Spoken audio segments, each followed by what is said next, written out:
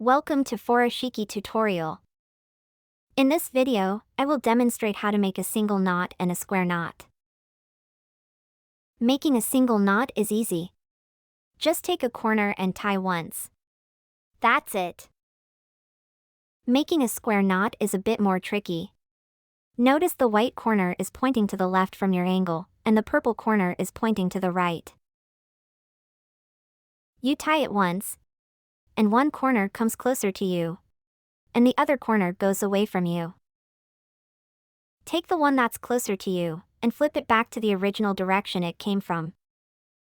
Take the one that's away from you, bring it over, and put it under the loop, and pull. That's how you make a square knot. When you do the square knot correctly, the corners go back to the original directions they came from. Notice the bow is horizontal, with white corner back to the left, and the purple corner to the right. When you want to undo the knot, grab on the same side, and pull. And it comes right through. It is important to make a square knot correctly. A square knot is secure and strong, and it wouldn't come loose while used. If you flip the corner to the wrong direction, you will end up with a vertical bow. This is not a square knot. It is not secure like a square knot. This might come loose and undone during use.